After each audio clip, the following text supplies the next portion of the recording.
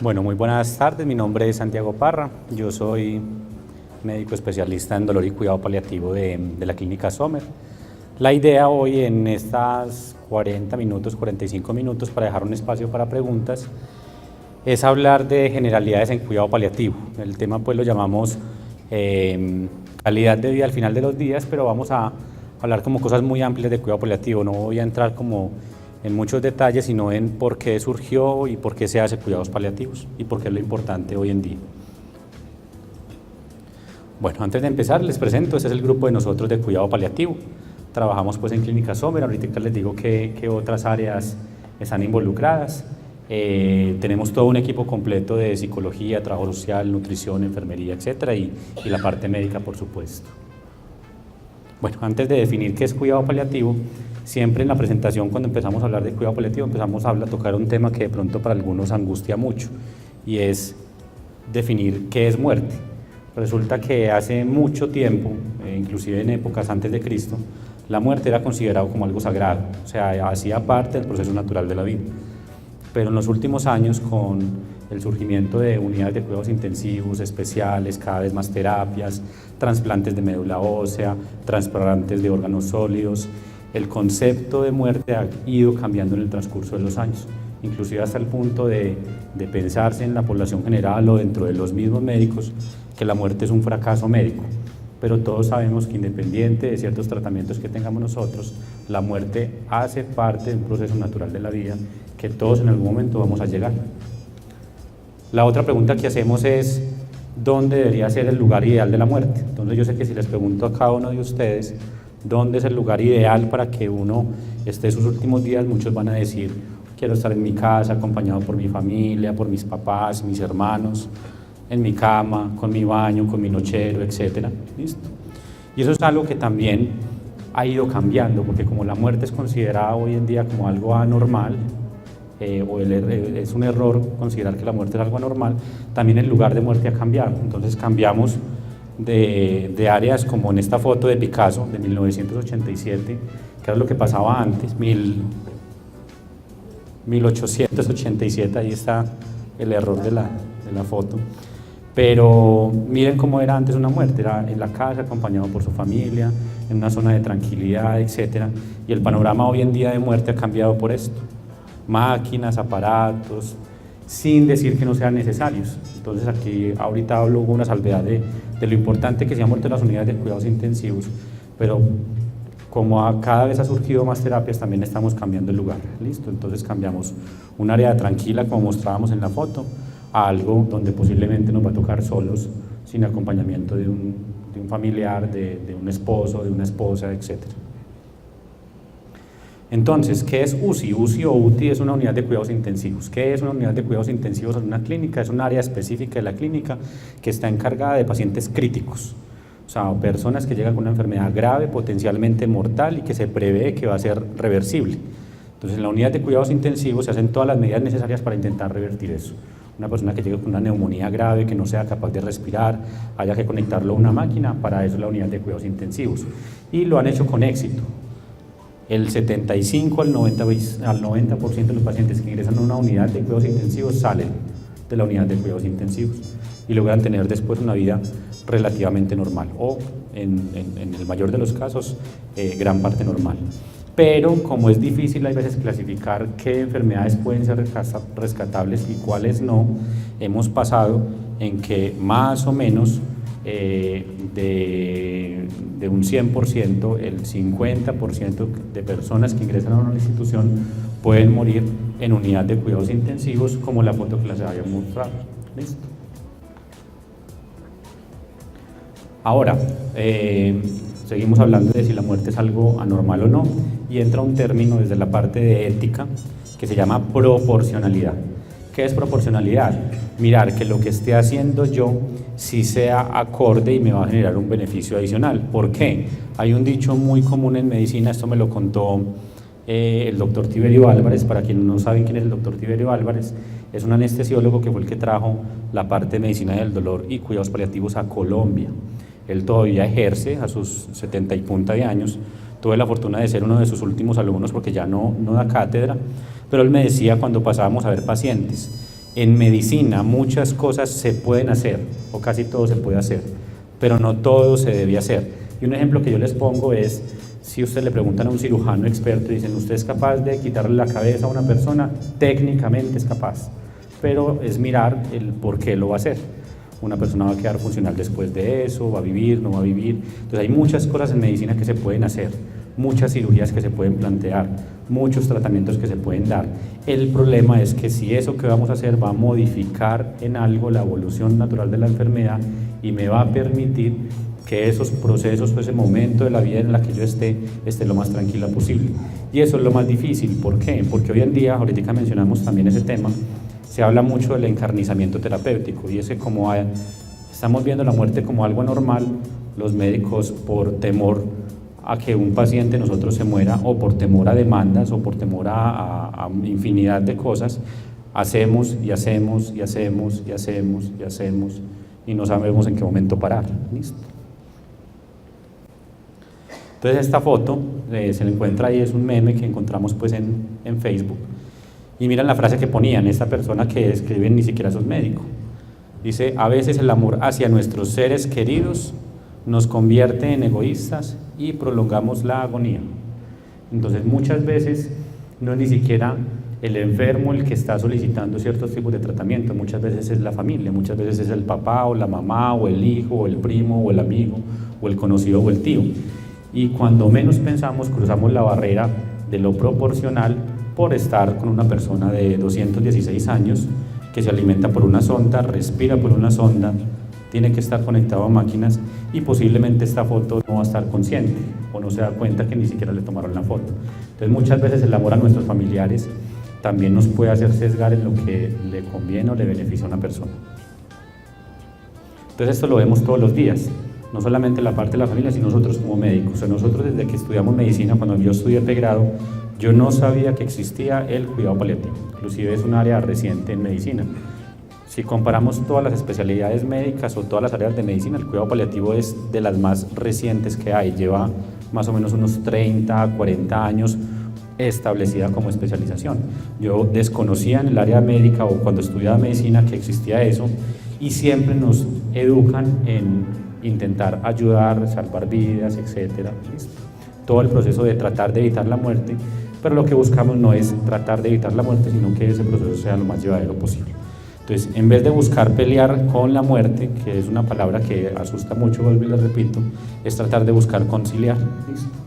O sea, es buscar cómo no pelear con eso, sino buscar que sea un proceso lo más tranquilo posible. Esta foto la traigo, cuando pasamos ronda, inclusive a veces le pregunto a las personas que están conmigo, no sé si alguien reconoce a esta persona en la foto. No. Bueno, esta persona se llama Caronte, ese es el río Aqueronte, esto es de la mitología griega, ¿listo? De la Divina Comedia también la ponen, hace parte de la mitología griega. Caronte es la representación de la muerte, de uno de los tipos de muerte, porque hay muchas deidades en la mitología griega de la muerte, pero es encargada de ayudar en el paso, desde que la persona llega al infierno o al otro mundo hasta las puertas del campo elíseos. Esta persona, Caronte, siempre le pide a todas las personas que van a cruzar con el bote de él una moneda de oro. Entonces por eso algunas religiones, o cuando ustedes ven películas antiguas, cuando las personas las entierran o las queman y les ponen en barcos, les ponen una moneda en la frente, precisamente para que se la entreguen a Aqueronte y permita acompañar en ese proceso. De esta foto, de esta mitología, nace el concepto de la imagen de la muerte como lo vemos acá. ¿Listo? Que a todos nos asusta, pero realmente más que algo que nos debe asustar, es algo como un compañero que nos ayuda a atravesar a ese otro proceso de la vida. Ahora vamos a hablar de qué es cuidado paliativo y qué tiene que ver con esto que estamos hablando. Entonces, siempre que hablamos de cuidado paliativo, la primera imagen que se nos viene es una persona sin pelo. Claro, está en quimioterapia, está con un cáncer, ¿cierto? Como los efectos adversos, etcétera, pero esto no es completamente cierto. Cada enfermedad es completamente distinta, cada tratamiento es completamente distinto. Hay unas quimioterapias que no toman el pelo y eso no quiere decir que no estén obrando. Listo, se han modificado muchos tratamientos y la imagen cambia. Ahora, otra imagen del cuidado paliativo es esto, el paciente agónico. pero no necesariamente. Hay veces, y la parte del cuidado paliativo ha crecido tanto, que vemos pacientes en diagnósticos tempranos de la enfermedad, o inclusive dentro del área de la especialización también vemos pacientes con dolor que no tienen ningún tipo de cáncer, ninguna enfermedad terminal, que puede que no fallezcan pronto, para intentar ayudarles en el manejo del dolor. Entonces, el contexto de solamente estos son los pacientes que vemos es muy distinto hoy en día, ¿listo? Y el paciente que tiene dolor. Ahora, ¿de dónde surgen los cuidados paliativos? Ya les conté que es un área de la medicina relativamente nueva, ¿listo? Pero buscando en la historia, siempre se ha hecho cuidado paliativo sin saber que era cuidado paliativo. Entonces, en el siglo IV y V antes de Cristo, se veía que la enfermedad era algo mortal, que era un castigo divino, y como castigo divino no se podía tratar, porque si se trataba se estaba impidiendo el castigo divino. Eso fue cambiando, y en esta época empezaban a surgir unas áreas específicas para recibir a los pacientes enfermos y no tratar la enfermedad, sino tratar de acompañarlos en ese proceso. 300 años después de Cristo empiezan a aparecer unos lugares específicos que se llaman hospitium, de ahí sale hospital, pero esto era utilizado no como un hospital, sino como una casa que recogía enfermos, principalmente pacientes que sufrían de lepra en la época, que era una enfermedad altamente contagiosa. Les hacían tratamiento, como no había una cura, lo que buscaban era darles bebidas, matas, para poder controlar sus dolores y sus dolencias.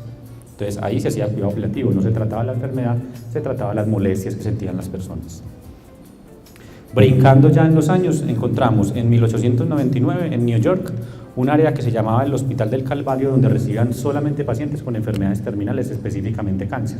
En 1899 no estaba la tecnología de hoy en día de tomografía, resonancias para determinar qué tipo de enfermedades tenían, pero recibían a aquellos que se pensaba que tenían una enfermedad avanzada, y también se buscaba ir a darles medidas de confort. ¿Listo?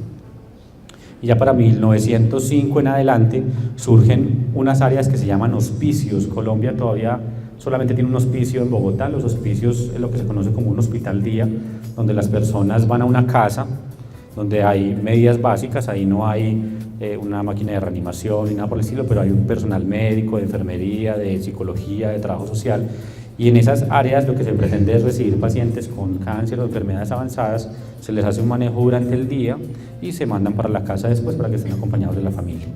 En Colombia, como les digo, desafortunadamente pues solamente hay una institución pues en Bogotá, aunque el movimiento del cuidado paliativo está creciendo tanto que posiblemente vayamos a tener de manera pronta este tipo de refugios. Y esta persona que ven acá, Cecily Saunders, en 1967, es una persona que crea todo el movimiento del hospicio y todo el movimiento del cuidado paliativo. Es, digamos, que la cabeza o la que le dio un nombre al cuidado paliativo. Resulta que Cecily Saunders tiene una historia muy larga, no se las voy a contar toda, voy a resumir. Ella fue secretaria, después fue enfermera, después fue médica, y pasó por todo ese proceso porque ella tuvo varios esposos que desafortunadamente pues fallecieron. Muchos de esos murieron por cáncer. Y ella se preguntaba por qué, si no había forma de curar la enfermedad, ¿por qué no se les podía tratar el dolor? Entonces ella es de las que le ha demostrado a los médicos que un medicamento que le da tanto miedo a la gente como la morfina es altamente efectivo para el manejo del dolor, y no solamente mejora el dolor, sino que mejora supervivencia. Aquellos pacientes que se les maneja el dolor con medicamentos como la morfina, se ha visto en el transcurso del tiempo que responden mejor al tratamiento o que pueden tener una expectativa de vida un poco mayor. Ahora, ¿de dónde sale el término paliar? ¿Por qué le puso cuidados paliativos? Entonces resulta que si uno se va nuevamente a la mitología griega, el palio es una túnica que lo único que busca es cubrir, tapar, disimular, disminuir, listo. Entonces, si juntamos las dos palabras, el cuidado paliativo es un área de la medicina que se encarga de cuidar para disminuir. ¿Disminuir qué? O mitigar qué? El sufrimiento.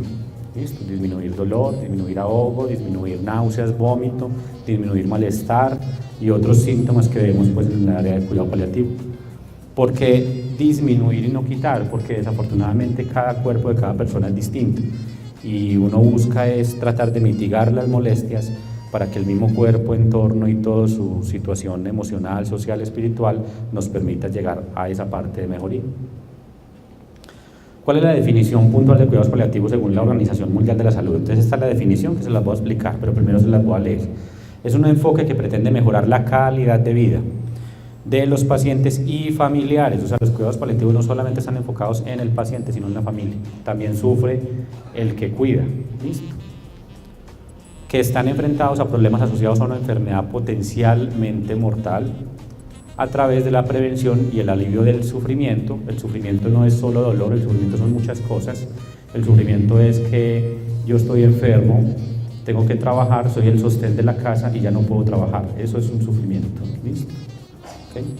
A través de la prevención al alivio del sufrimiento, realizando una identificación temprana, una evaluación adecuada y aplicando tratamientos para el dolor y otros problemas psíquicos, físicos, psicosociales y espirituales. Entonces me voy a tener un poquitico en la calidad de vida. ¿Qué es calidad de vida? Es un término muy complejo, porque la calidad de vida para una persona no lo es para otra. Entonces hay un ejemplo que siempre pongo yo también en las conferencias, y es que me contaba otro profesor que cuando estaba estudiando la especialización, él madrugaba todos los días a las 4 de la mañana a cogerse el bus, salía al hospital, y del hospital salía a las 8 de la noche para llegar a estudiar y volvía a las 4 de la mañana. Y todos los días que salía a las 4 de la mañana, él veía a una persona en la calle, que dormía en la calle, que no tenía casa, que se la pasaba dormida, y cada vez que pasaba al ladito de esa persona decía, esta persona no tiene calidad de vida. Hasta que un día, antes de montarse al bus, escuchó que esa persona que estaba durmiendo en la calle le dijo al médico, no sabía que era un médico, lo que usted hace no es calidad de vida. Entonces miren cómo cambia el concepto de calidad de vida, y depende de muchas cosas. ¿Listo? Depende de qué tanto dolor tengo. La calidad de vida depende de algo físico, depende de algo emocional, depende de algo espiritual, depende de algo social, de muchas cosas que van a alterar la calidad de vida. Hoy en día en medicina está en la moda de medir todo. Entonces, para yo saber qué tanto tienes de dolor, te voy a preguntar de 0 a 10 qué tanto te duele. Entonces, la calidad de vida, se han inventado infinitos puntajes o calificaciones para intentar determinar cómo está la calidad de vida de una persona. Es difícil, porque puede que una persona me responda una encuesta y diga la calidad de vida está muy bien, pero por dentro su calidad de vida no está bien. Entonces, es un término difícil y que tratamos de abordar desde todos los aspectos. ¿Listo? Ahora, tratamiento de dolor, problemas físicos, psicosociales, espirituales. Siempre separan dolor porque es el síntoma más llamativo. O sea, no hay nada que genere más sufrimiento que un dolor, y cualquier dolor, no solamente el físico, el emocional. La muerte de un hijo, la muerte del papá, la muerte del allegado genera dolor. ¿Listo? Problemas psicosociales, problemas espirituales. Entonces, ¿por qué hago salvedad en esto? Porque si bien los cuidados paliativos va surgiendo como una especialidad médica, no es una cosa del médico. ¿Listo? Los cuidados paliativos dependen también de un psicólogo, dependen también de una trabajadora social, dependen también de un consejero espiritual, dependen también de la parte nutricional, que es sumamente importante. Los cuidados paliativos dependen de quien acompaña, de quien cuida. ¿Listo? O sea, es un área de la medicina, pero que involucra a todos los que participan de igual forma. ¿Listo? Ahora, ¿qué más hacen los cuidados paliativos? Proporcionan alivio del dolor y otros síntomas. Entonces, si no es dolor, entonces, ¿qué es? Muchos de los síntomas que son de más difícil manejo en los pacientes que se enfrentan a enfermedades avanzadas son más difíciles de manejar que el mismo dolor. Hoy en día tenemos muchas herramientas para el manejo del dolor, medicamentos, bloqueos, infiltraciones, entre otros. Pero síntomas como, por ejemplo, la pérdida del apetito son síntomas que son muy difíciles de impactar. Y los pacientes que cursan con enfermedades graves, avanzadas o con cáncer, en la fase final de la enfermedad, la misma enfermedad, el mismo cáncer va a botar unas sustancias que hace que la persona no quiera comer. Entonces no le provoca la comida. Y es una angustia para todos, porque obviamente la comida hace parte pues, de la satisfacción. Entonces hay un dicho muy común en la parte de cuidado paliativo, y es que los pacientes con cáncer no se mueren porque dejan de comer, sino que dejan de comer porque hace parte del proceso natural. O sea, hay un momento de la vida, hay un momento de la enfermedad donde la pérdida del apetito es algo normal, y no podemos violentar a la persona que no tiene apetito, porque se ha visto que antes, cuando se les obliga a comer más, les da más náuseas, más malestar, se sienten más incómodos, etc. ¿Listo? Otro punto son una afirmación de la vida y consideran el proceso de la muerte como algo normal. Entonces, ¿qué buscamos en cuidado paliativo? En cuidado paliativo no es vamos a parar todos los tratamientos y ya, no. Cuidado paliativo, ¿qué es? Hay una enfermedad, hablemos específicamente del cáncer. Llegó un médico internista, un oncólogo, hizo un diagnóstico de cáncer, supongamos que en el pulmón, y dijo, ve, el cáncer que tenés ya no solamente está en el pulmón, está en otra parte del cuerpo, en el hígado, no se puede operar, al no poderse operar no se puede curar, pero te podemos ofrecer un tratamiento que se llama quimioterapia o radioterapia, dependiendo del paciente, que puede que no te quite la enfermedad, pero puede permitir que la enfermedad se quede quieta. ¿Cuál es el papel del cuidado paliativo ahí? La quimioterapia la manda el oncólogo, pero el papel de nosotros como equipo de cuidado paliativo es buscar que durante ese tratamiento la persona se sienta lo mejor posible, tenga menos efectos por la quimioterapia, tenga menos náuseas y vómito, el dolor esté más controlado, si toca hospitalizarlo, lo hospitalizamos para el manejo del dolor, para el manejo del ahogo, para el manejo de otros malestares, etc. ¿Listo? Pero sí tratamos de ser muy claros diciendo, bueno, vamos a hacer todas las medidas necesarias acompañado de tu familia, si es en la casa, si en la hospitalización, porque toca hospitalizarlo, hay veces es necesario en la hospitalización, pero sin llegar al extremo de la primera foto que les mostraba, de estar con tubos, máquinas, aparatos por todos lados, sino tratar de permitir un ambiente mucho más agradable. No pretende ni adelantar ni aplazar la muerte. Y esto soy muy enfático porque en Colombia pasó algo que no pasó en otras partes del mundo. Ustedes saben que recientemente se aprobó la eutanasia en Colombia, y después de la eutanasia en Colombia vino también la eutanasia en niños en Colombia. Colombia es de los poquitos países que se hace eutanasia. ¿Por qué hablo del tema? Porque en algún momento se pensó que los cuidados paliativos también eran eutanasia, no tienen nada que ver. Inclusive todo lo contrario, lo que buscan los cuidados paliativos es tratar de evitar llegar al punto de la eutanasia. ¿Listo? ¿Por qué? Porque la gran mayoría de pacientes que a mí me han pedido, yo personalmente no hago eutanasia porque hago cuidados paliativos, no estoy de acuerdo por motivos personales, pero es algo legal que obviamente cada quien mira su forma, pero mi papel como médico paliativista es tratar de buscar por qué la persona está pidiendo la muerte y tratar de explicarle que por qué no esperar que sea un proceso normal y buscar que en ese proceso sea lo más tranquilo posible. Entonces me ha tocado muchos pacientes que me han dicho, yo me quiero morir y quiero eutanasia. ¿Por qué? Es que no me aguanto este dolor. Le manejamos el dolor y a los 2 días se arrepiente. Ya no tengo dolor, ¿para qué me quiero morir? Entonces hay que ser muy prudentes con ese tema. Entonces, ¿qué es la eutanasia? Hay 3 términos. Hay uno que se llama distanasia, hay uno que se llama ortotanasia y otro que se llama eutanasia. La eutanasia sale de un término que es Thanos. Thanos es otro dios de la mitología griega, que es el dios de la muerte. Entonces, en la parte de la gramática toman ese término de Thanos y lo aplican a todo lo relacionado con la muerte. Entonces, tanatología, el estudio de la muerte.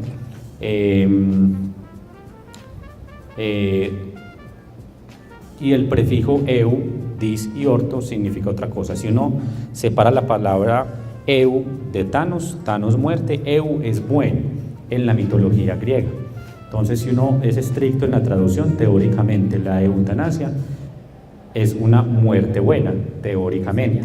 Ahora, ¿para qué aplicaban ese término antes? Resulta que antes, cuando no había tanta parte en la medicina, cuando estaban las cruzadas y todas estas guerras que uno ve en la película, todos estos soldados que eran acuchillados, apuñalados, etcétera, y eran literalmente eviscerados, o sea, las vísceras se les veía, ellos sabían cuándo iba a ser su proceso de muerte. O sea, tenían una herida fatal, que no había un cirujano, no existían en la época, no se podían operar, era una herida mortal, entonces le pedían a su compañero de guerra que les diera la muerte para evitar el sufrimiento de la agonía de ese proceso. Entonces, en ese momento se aplicaba el término de la eutanasia.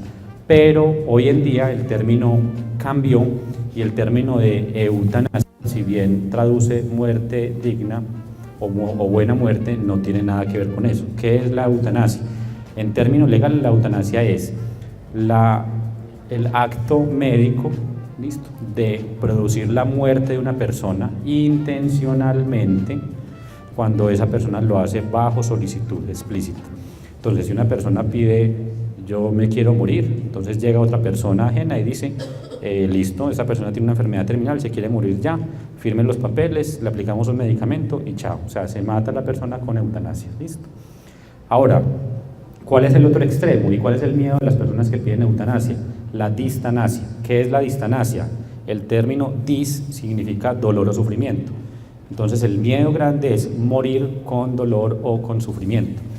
Entonces hay un término hoy en día utilizado que es el encarnizamiento terapéutico, y es que si bien los médicos hoy en día, pues la gran mayoría no están de acuerdo al proceso de la eutanasia, la gran mayoría, hacen constantemente distanasia. Entonces, por el miedo a que un paciente se muera, por el miedo a una demanda, por el miedo a lo otro, el médico opera y por susto de que se pueda morir, pone antibiótico innecesariamente, lleva una diálisis que de pronto no era necesaria, porque prevé que la persona de pronto puede facilitar. Entonces termina una persona, como en la foto que les mostró ahorita, conectado a máquinas, tubos y ventiladores, evitando un proceso que pudo haber sido natural. Y en la mitad hay un término que se llama ortotanasia, que es la muerte recta o correcta, y es la mitad de los dos términos. O sea, no adelantar el proceso, no realizar eutanasia, tampoco aumentar el sufrimiento haciendo medidas innecesarias, sino buscar un punto intermedio donde ofrezcamos un tratamiento para que tenga menos dolor, menos malestar, menos angustia, etcétera. Listo. Ese término de la ortotanasia es lo que buscamos en el cuidado paliativo.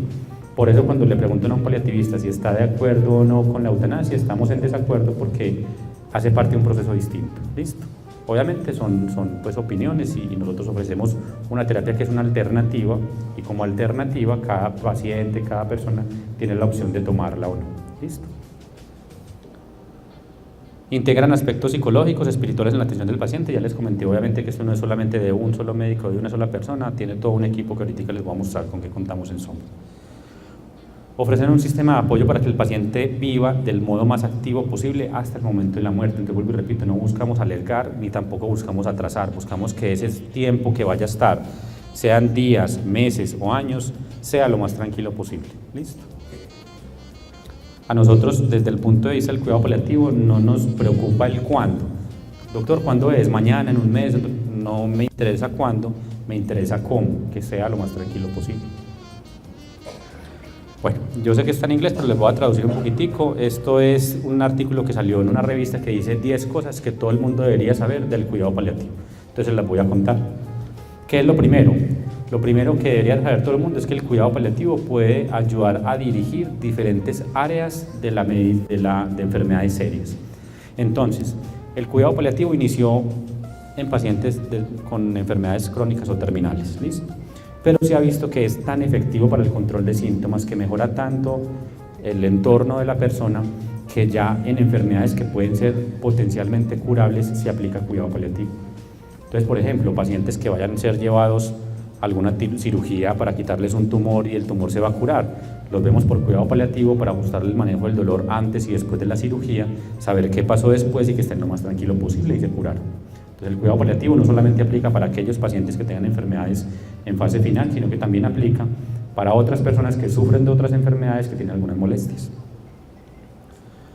El cuidado paliativo se puede dar en cualquier fase de una enfermedad seria. Entonces, yo les había contado, yo les había acabado de decir, este gráfico hay veces es un poquitico difícil, pero ubíquense un poquitico acá. Este es el comienzo de la enfermedad. Entonces, fuimos donde un médico y me dijeron que tengo un EPOC, una enfermedad en el pulmón, que es una enfermedad que no se me va a curar, pero que voy a vivir tiempo con ella. En el momento del diagnóstico se puede valorar por cuidado paliativo, pero posiblemente el cuidado paliativo no es tan importante. Va a ser más importante el tratamiento del internista o el neumólogo, que va a intentar llevar esa enfermedad a una estabilidad lo más pronto posible. Pero a medida que esa enfermedad avanza y se acerca más al proceso de muerte, el cuidado paliativo cobra más importancia. ¿Para qué? Para acompañar más en ese proceso. La temprana integración de los cuidados paliativos se está volviendo una norma en el cuidado del paciente con cáncer avanzado. Entonces, es a lo mismo. Como vieron que el cuidado paliativo ayudaba tanto a los pacientes en esos últimos días o semanas, ya se está haciendo cuidado paliativo en fases tempranas de la enfermedad.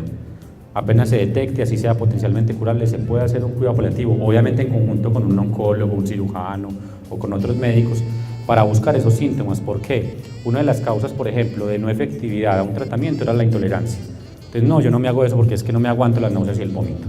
Entonces, los valoramos, damos tratamiento para náuseas y vómito, se intenta nuevamente, no, ya no me dio tantas náuseas, es más fácil seguir el tratamiento, es más fácil que te puedas curar o mejorar. ¿Listo? Moviéndose más allá del cáncer, el cuidado paliativo puede beneficiar muchas otras enfermedades crónicas. Entonces, yo sé que toda la presentación hemos hablado de cáncer porque digamos que fue el panorama más grande.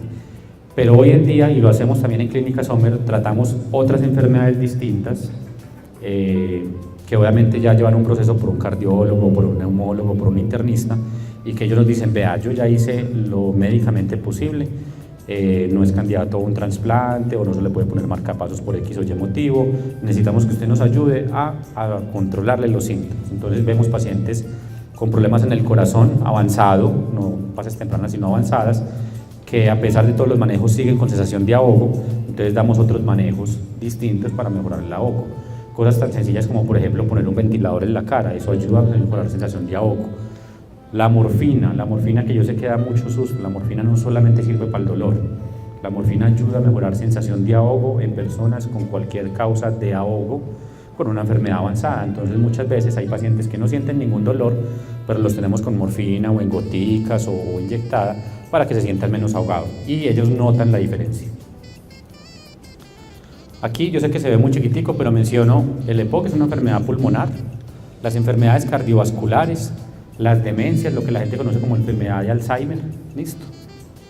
Las enfermedades neurodegenerativas, hay unas enfermedades sumamente graves o delicadas que son más graves que un cáncer, como la esclerosis múltiple o la esclerosis lateral amiotrófica, que a pesar de que hay tratamientos que ayudan a que tengan una mejor expectativa de vida, llega un momento de la enfermedad en que es irreversible. Entonces ahí también apoyamos en el cuidado paliativo. ¿Por qué hay que tener presente esto? Entonces miren esto, de 100 personas que se mueren, 100 personas que se murieron, tenemos aquí una lista de pacientes 100 que se murieron, 17 fueron por cáncer, ¿listo? La población general, niños y adultos, pero de estos 28 se murieron por enfermedades del corazón. Entonces miren que muchas veces el cáncer no es lo más grave, o no es que no sea lo más grave, sino que no es lo más común. Es más común tener enfermedades cardiovasculares y usualmente el cuidado paliativo está arrastrando y está viendo también pacientes con enfermedades cardiovasculares que no tienen opción de tratamiento. Cuando hacía esta presentación, un profesor me preguntaba, bueno, Santi, pero entonces dígame una especialidad a la que no se beneficia de cuidado paliativo. Yo le dije, infectología. O sea, el especialista en infecciones no tiene nada que ver con cuidado paliativo porque las infecciones se curan. Está errónea la respuesta que le había dado el profesor, porque hoy en día se han encontrado las mismas bacterias que hemos tenido siempre, han ido desarrollándose y volviéndose resistentes a antibióticos que antes les servían. Entonces, la medicina se partió en dos desde que descubrieron la penicilina. O sea, la gente antes tenía una expectativa de vida de 30, 40 años, o sea, todos se morían a los 30, 40 años por infecciones. Nació la penicilina y el contexto cambió, porque las personas ya no se morían de infección, se empezaron a morir del corazón o de cáncer o otras enfermedades que antes no estaban, porque se morían antes de que les dieran. Ya ahora, con tanta resistencia, se está pensando que en un par de décadas podemos volver a llegar a la época de antes del antibiótico, porque hay tantas bacterias que se vuelven tan resistentes a la terapia antibiótica que no hay una opción de tratamiento. Entonces, en la infectología hay algunas enfermedades que las tratamos también. Hoy en día el VIH-Sida es una enfermedad que tiene muchas opciones de tratamiento, inclusive le escuché una vez a un internista que es más fácil manejar un SIDA o un VIH que una diabetes mal controlada, porque hay muchas opciones, pero hay algunas fases de la enfermedad del VIH que son enfermedades terminales, pues a un punto de la enfermedad es una enfermedad terminal y que les genera mucho malestar, dolores, malestar, incomodidad, donde también nos apuntamos en control de síntomas.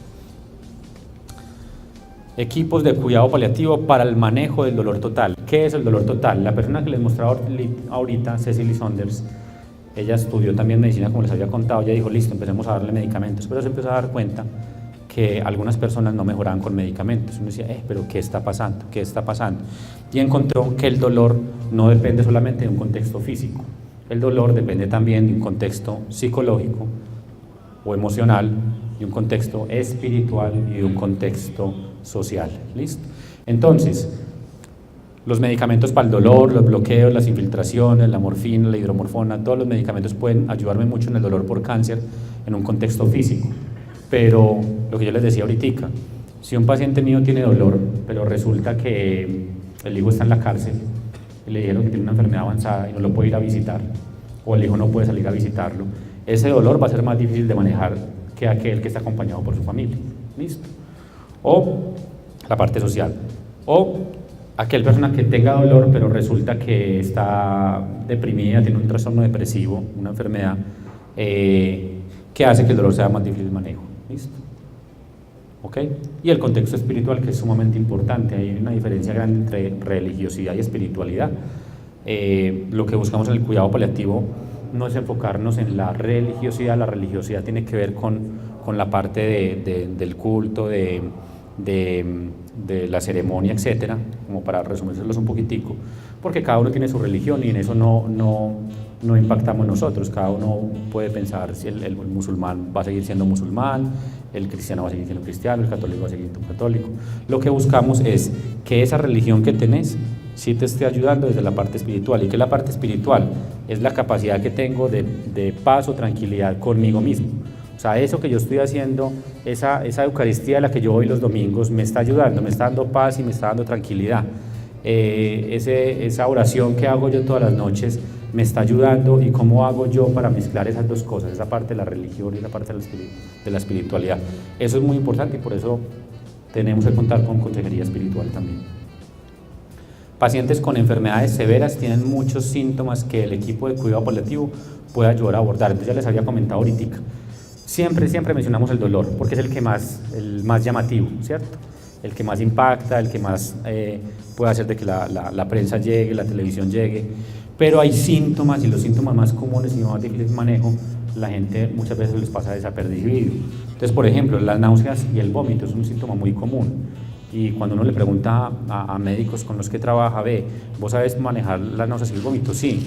Metoclopramida, bueno, y el paciente no le sirvió, ¿qué más le vas a dar? X.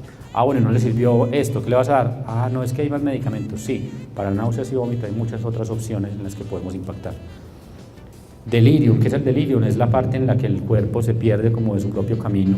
Es una complicación aguda de muchas enfermedades, es una suma de un contexto y es muy común en la fase final de la enfermedad.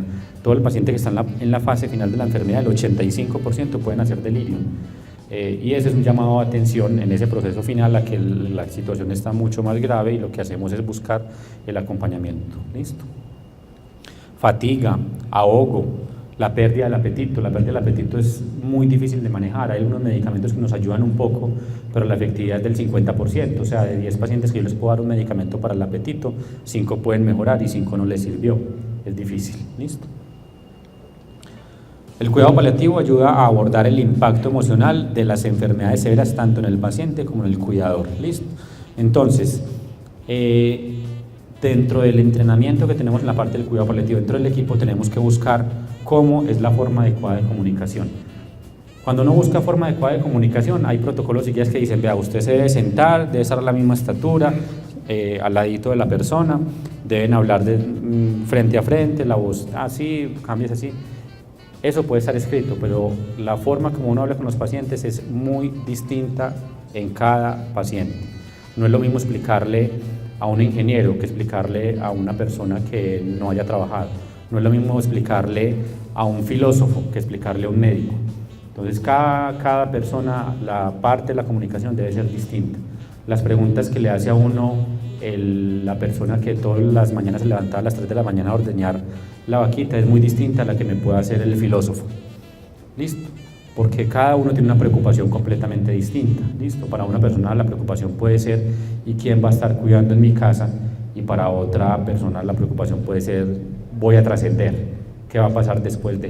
Entonces, por eso es que la comunicación cambia y varía en cada paciente. ¿Listo?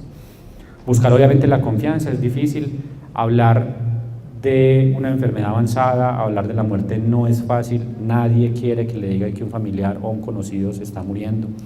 Y por eso uno muchas veces pasa por ser como el del gorrito que les mostraba con el machetico arriba de la muerte, porque desafortunadamente nos toca hablar del tema y es algo que para algunas personas no es agradable, pero es importante hablarlo porque cuando uno más o menos conoce o sabe qué puede pasar, se puede ir preparando para algo. ¿Y qué se puede preparar? Dejar cosas pendientes resueltas, ir a buscar a alguien con el que se había peleado antes, llamarlo y pedirle perdón, darle las gracias, listo. Tratar de conciliar con la familia, qué va a pasar con esto, qué voy a hacer con lo otro. Entonces es muy importante en el proceso de la enfermedad la parte de la comunicación y hablar del proceso de la muerte. Una de las preguntas que me hacen muchas veces es, doctor, venga, cuénteme a mí, pero no le diga a ella que no sepa que ella tiene esa enfermedad. Entonces es muy difícil porque realmente el que sufre la enfermedad es el que debería conocer más de la enfermedad. saber a qué se atiene, saber qué puede pasar y saber qué puede hacer ahora para dejar sus cosas pendientes. Es muy difícil. Entonces mucha gente me dice, no, pero es que si le contamos se va a morir de depresión. Hasta la fecha de hoy, por lo menos en los estudios que han hecho, nadie se ha muerto de depresión por una noticia. Sí se pueden angustiar, van a llorar, van a deprimirse unos días, van a angustiarse, pueden dejar de comer un tiempo, etcétera, pero va a hacer que el proceso sea más fácil.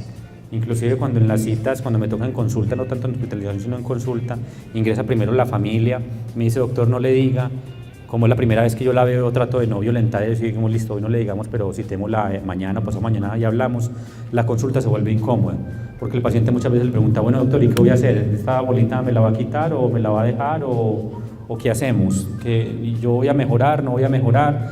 Entonces uno muchas veces no sabe cómo decirle esa situación. Entonces la recomendación siempre es dar la noticia, por más mala que sea, a la persona que sufre la enfermedad. ¿Listo? Posiblemente va a tener las herramientas para afrontar. Que he visto yo también, que cuando nosotros obviamente no tratamos de violentar, pero sí tratamos de convencer en la medida de lo posible a la familia de contarle al paciente y afortunadamente hasta la fecha la gran mayoría de pacientes les contamos, a no ser de que el paciente no quiera saber, ese es otro extremo, pero lo vemos también. Hay pacientes que le preguntamos, ve, ¿vos sabes qué tenés? No, yo no sé doctor, pero tampoco quiero que me cuente, déjeme así que así me siento bien. En esos casos sí tratamos de no violentar, porque la misma persona la que nos pide, no me cuente qué es lo que tengo. Pero si la familia dice, no le cuente nada y el paciente dice, ¿qué tengo?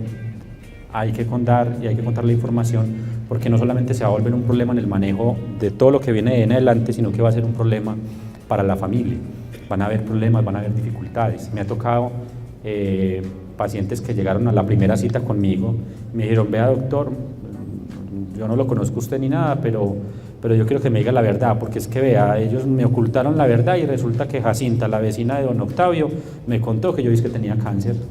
O sea, primero le cuenta la vecina que fue a visitarlo, que sabía, no le advirtieron y resulta que no le contó la familia, que era la que debería haberle contado la información. Entonces es muy importante ese proceso. Los niños, hay que decirles también la verdad. Hasta la fecha, hoy pues en la sombra nos ha tocado muy poquitico paciente niño de cuidado paliativo, pero cuando me tocaba hacer la especialización vi muchos en otra institución y los niños muchas veces saben más de la enfermedad de lo que los papás saben. ¿Listo?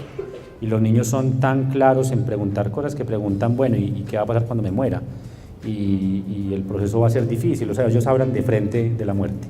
¿Listo? Entonces, siempre buscar la forma de dar la información verídica a la persona que sufre la enfermedad. ¿Listo?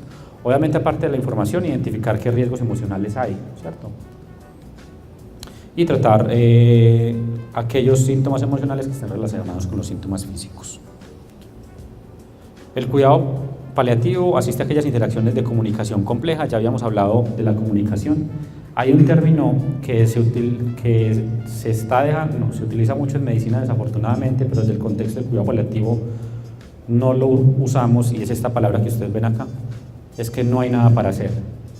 Una cosa distinta es que no haya nada que hacer para curar una enfermedad y otra cosa distinta es que no podamos hacer muchas cosas para que ese proceso de la enfermedad sea lo más tranquilo posible. Entonces, muchos pacientes me dicen, no, es que ya a mí me dijeron que no había nada que hacer, listo, no te podemos quitar la enfermedad, pero te puedo disminuir el dolor que tenés en este momento. Podemos hacer de que salgas a la calle y disfrutes con tu familia. Es que yo quiero ir al cine, vas al cine. Es que me siento muy mal, ¿qué te da? No, es que yo tengo mucho mareo, tengo mucho estreñimiento, listo, vamos a formular este manejo, vamos a pedirte cita con psicología y después miramos la forma, si con esto te va bien y vas al cine. O sea, hay muchas cosas por hacer en aquellos pacientes que sufren enfermedades en las que de pronto no hay posibilidad de cura. Listo. Limitación o adecuación del esfuerzo terapéutico es un tema que estamos utilizando mucho desde la parte médica. ¿Por qué? Y usualmente tratamos de que en cuidado paliativo lo dejemos claro. Como yo les contaba ahorita, la parte de unidad de cuidados intensivos tiene la intención de mejorar la persona y que esté mejor, pero muchas veces llegan a urgencias pacientes que han sido atendidos en otra institución, no se conoce la historia, llegaron muy mal y obviamente el acto correcto médico es, llegó mal, no puede respirar casi, lo voy a reanimar, lo voy a intubar, lo voy a conectar a máquina. Llegó a cuidados intensivos, llega después la familia, ay doctor, es que tenía un cáncer avanzado y ya nos dijeron que no había nada para hacer y quedó conectado a una máquina. Resulta que la tecnología puede hacer de que una persona con una enfermedad avanzada pueda durar conectado a una máquina mucho tiempo y años, a costa de un nivel de inconsciencia, que no se pueda comunicar con la familia, etc.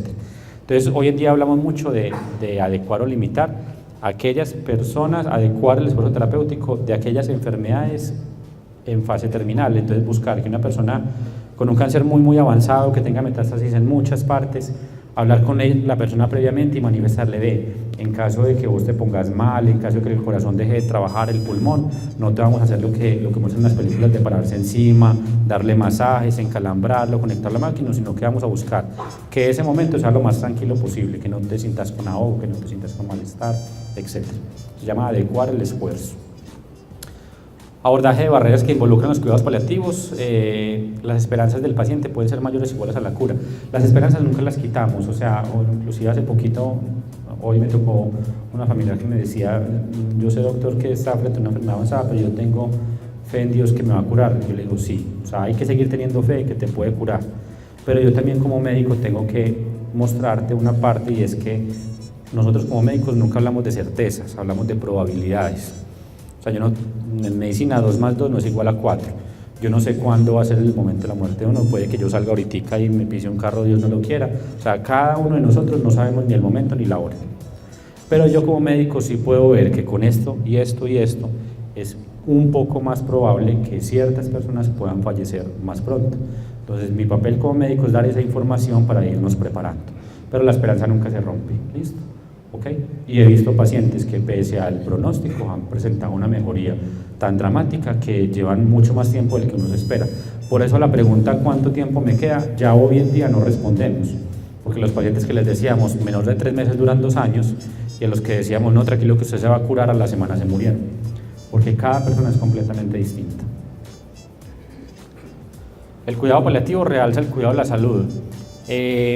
¿Y esto por qué? Porque obviamente lo que buscamos es, con terapias básicas o mínimas que todo el mundo deja de utilizar en algún momento, volverlas a retomar para que la persona esté lo más tranquila posible. Entonces, evitar conectar a máquinas innecesariamente, evitar someter a una terapia de diálisis a una persona que no esté indicado. No estoy diciendo que todo el mundo sin diálisis, no, la diálisis tiene una indicación, hay personas que mejoran mucho la calidad de vida con diálisis, pero si estamos frente a una persona que está postrada en cama, que no habla, no come, pues someterlo a una diálisis no le va a generar un beneficio adicional, sino que antes le va a generar más sufrimiento. Esta es la foto del doctor Tiberio Álvarez que le comentaba ahorita, el que trajo el dolor y el cuidado paliativo a Latinoamérica y a Colombia. Él creó la famosa clínica de dolor del Hospital San Vicente de Paúl. Hace magia, no solamente con las cartas, sino con los pacientes. A él le debemos pues este movimiento de cuidado paliativo en Colombia. Ahora, ¿qué tenemos en Clínica Sommer? De todo lo que les hablé. Entonces, recientemente se nos dio la certificación como unidad funcional en oncología. ¿Eso qué es? Resulta que como el manejo de oncología ha sido tan difícil, muchas entidades tienen sus contrataciones con la parte de oncología distinta. Entonces, por ejemplo, una persona que tiene X cáncer tiene que verlo el oncólogo, tiene que verlo el cirujano y tiene que verlo el radiólogo, el radioterapeuta. Resulta que el oncólogo lo ve en X clínica que queda en Bello, el radioterapeuta lo ve en X clínica que queda en Río Negro y el cirujano lo ve en X clínica que queda en Bogotá. Entonces el paciente está lleva y traiga.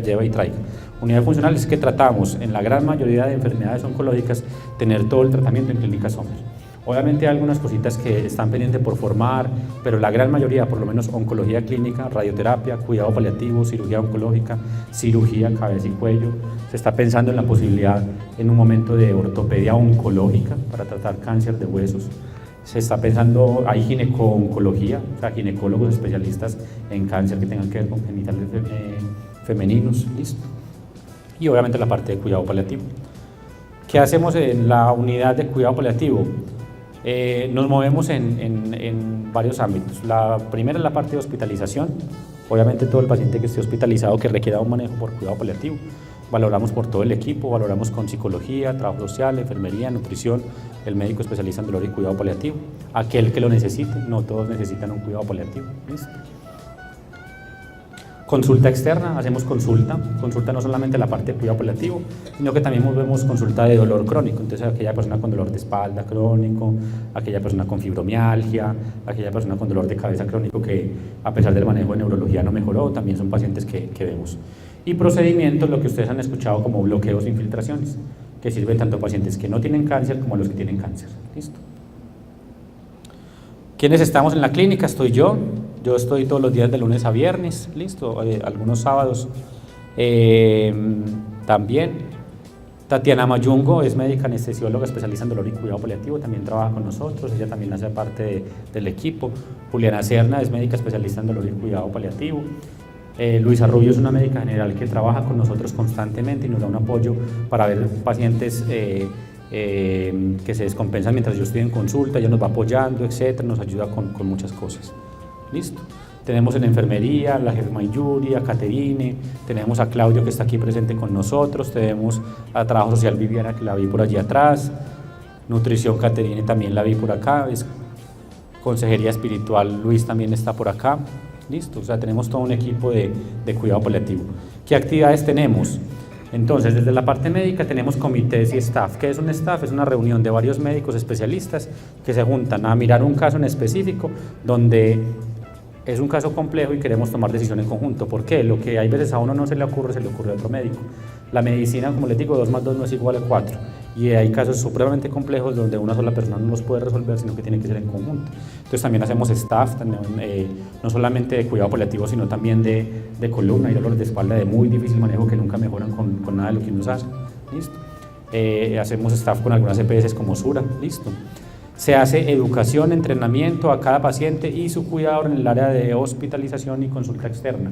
Una herramienta que utilizamos en cuidado paliativo es una cosa que se llama catéter subcutáneo. Es el mismo catéter que se pone en la vena, por donde le pasan medicamentos, pero no lo ponemos en la vena, sino en la piel. Entonces ayudamos a la familia y le enseñamos cómo utilizarlo para que en algún momento lo pueda utilizar en la casa con algún familiar y así evitar tener que llevarla a una urgencia para ponerle medicamentos y lo otro. Taller de cuidadores, listo. Taller de maquillaje con pacientes y cuidadores también que estén dentro del área del cuidado paliativo. Seguimiento telefónico cada determinado tiempo y tenemos un teléfono que tiene WhatsApp donde los pacientes nos pueden comunicar sus dificultades y tratamos de intentar resolverla lo mejor posible. Listo.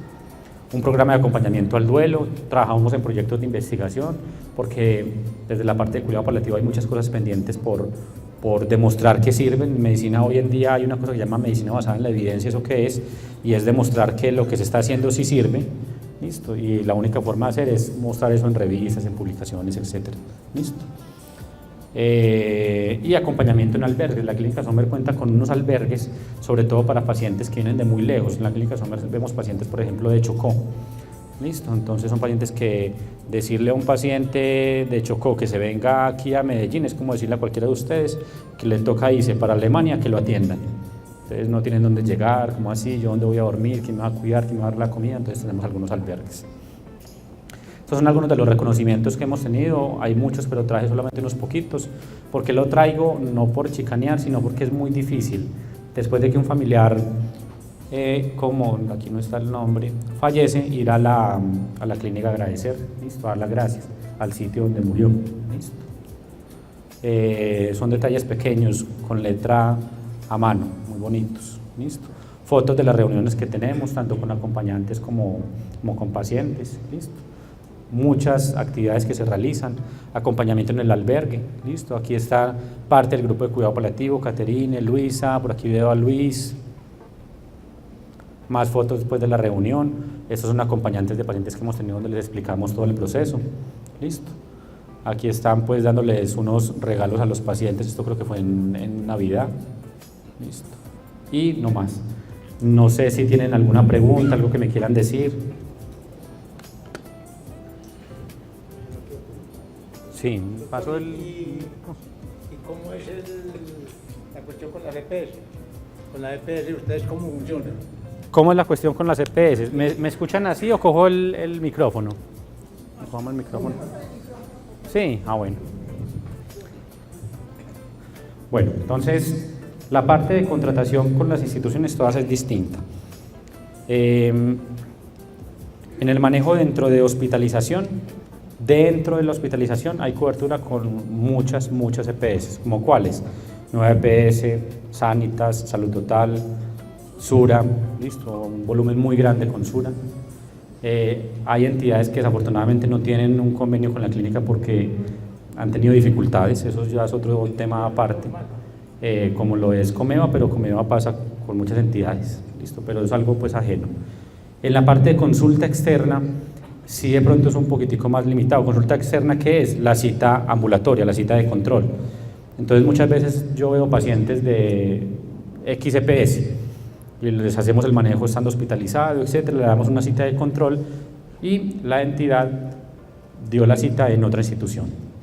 Eso es lo que buscamos disminuir con la unidad funcional de oncología, porque por ley, cuando se da una certificación en unidad funcional de oncología, todo paciente que sea tratado por cáncer y que llegue a la institución se le debe ofrecer todo el manejo integral ahí sin dirigirlo a otra parte.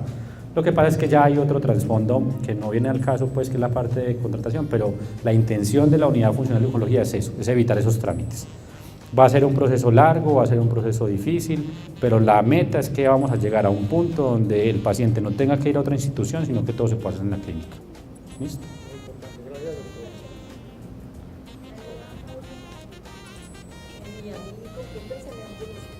Uh-huh.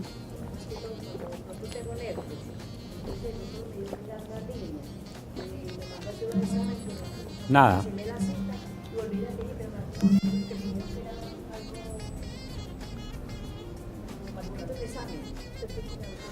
Pues mira, tranquila, la parte con los dolores del pecho es un poquitico distinta al resto de dolores. ¿Por qué?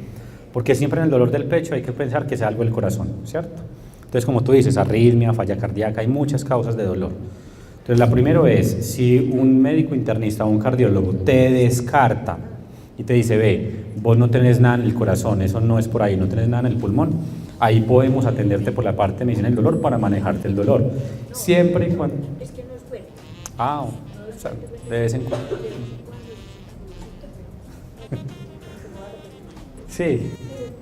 Sí, pero es importante, o sea, con la parte del dolor del pecho es un poquitico distinto porque como te digo, hay que descartar que no sea nada del corazón.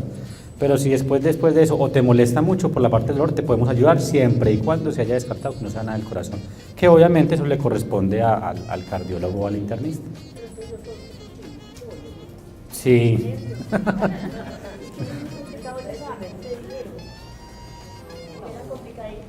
¿Qué examen te pidieron? ¿Cómo se llama? No, mira, los exámenes que piden del corazón usualmente son...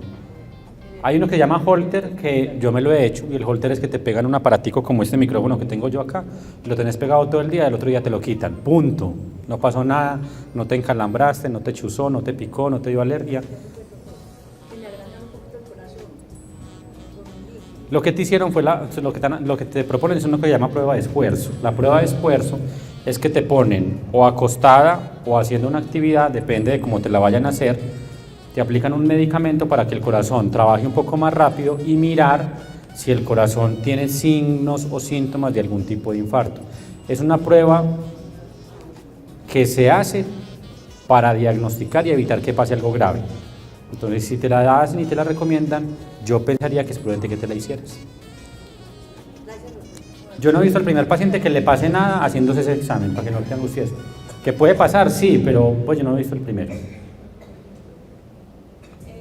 tengo una pregunta. ¿Qué necesidades son las que identifican principalmente los pacientes de cuidado paliativo y también con los de la pulmonología? Muchas, e inclusive la gran mayoría de necesidades no son físicas, sino emocionales y sociales.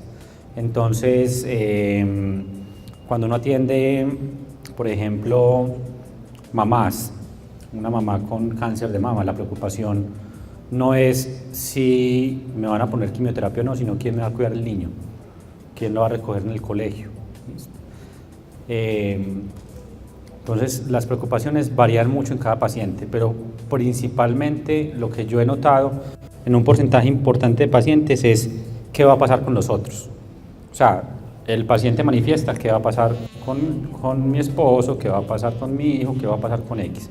Y al revés, si uno le pregunta a la familia, ¿qué te preocupa? Obviamente la familia y uno como hermano, primo, etcétera, uno le preocupa qué va a pasar con él, o sea, la enfermedad, ¿se va a curar o no se va a quitar? Pero muchas veces el familiar también se preocupa es que en ese proceso no tenga tanto sufrimiento. Entonces muchas veces la preocupación de la familia es un poco distinta a lo que le preocupa al paciente. Entonces lo que se busca con el apoyo de psicología, de consejería espiritual, es lograr identificar qué molestan las dos y tratar de conciliar. Entonces muchas veces, mira, me he tocado muchos pacientes, hoy por ejemplo vi una familia que me decía, estamos súper juiciosos doctor y no le estamos dando carne, leche, arroz, una dieta full. Y cuando yo le preguntaba a la paciente, ella estaba preocupada porque estaba antojada de comerse un pedacito de pollo y no lo dejaban. Entonces mira que son cosas muy pequeñitas, pero que angustian. Entonces es buscar la forma de cómo conciliar en conjunto con la familia. ¿Listo? Son muchas. Entonces la principal son las partes emocionales, o sea, la parte con quién se va a quedar la familia y todo. Segunda, que no la preguntan directamente, pero es si me voy a morir con dolor o no. ¿Listo? Y tercero, ¿qué va a pasar después de? El problema es que qué va a pasar después de es muy difícil responder. Obviamente cada paciente es un mundo y cada paciente te va a manifestar una preocupación diferente. Más que una pregunta es como un testimonio. No se nos pasó hace poco una paciente que estuvo 9 meses hospitalizada en la Sommer, Norita, si se acuerdan, una persona muy fuerte. Sí, claro. Porque nunca muy se bien. quejó, siempre estuvo 9 meses hospitalizada, la Navidad del 31. Y ella tuvo una muerte muy linda, a la última hora de morir, porque la llevamos a la clínica y después de reflexión, la Norita. Yo me imaginaba pues que la iban a contar, que iban a poner oxígeno, que iban a pasar los 15 días, pero lo que usted decía tiene mucho que ver, fue la preparación, fue la forma, o sea, a pesar de todo, bueno, muy lindo, lo que usted decía, yo me preguntaba al doctor Santi, ¿cuánto tiempo estamos hablando? Y yo decía lo mismo, ¿qué vamos a decir? Me imaginaba que iba a ser mucho, y después de haber salido del hospital, cuando ya te toqué, no, tienes que ir a la casita, con todos los cuidados que usted dijo, en casa, fue mes y medio.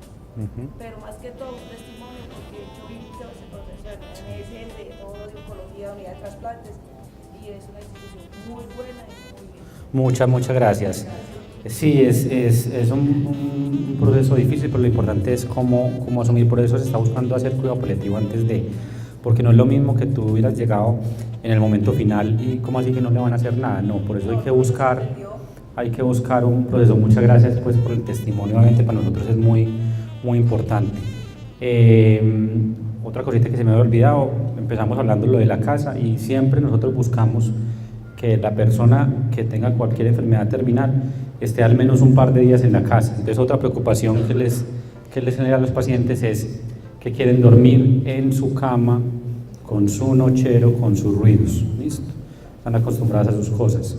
Entonces muchas veces hay pacientes que no sabe que se van a descompensar un poquitico, entonces uno le dice a la familia, vea, él le está pidiendo que se vaya a la casa, que vaya a la casa si sea un día, se descompensó en una tarde, en un día, lo volvemos a traer, lo volvemos a hospitalizar, pero que por lo menos esté un momento en la casa, porque una cosa que sí hemos visto en el proceso de agonía, de fase final, es que muchos de los que querían hacer algo, ir a la casa, despedirse de la vaquita, del animal, de la familia, etcétera, hacen que el proceso sea más largo, porque les falta esa parte de despedirse.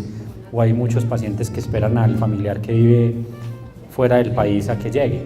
Eso pasa todos los días, por eso es que no hablamos de tiempo. Muchas gracias.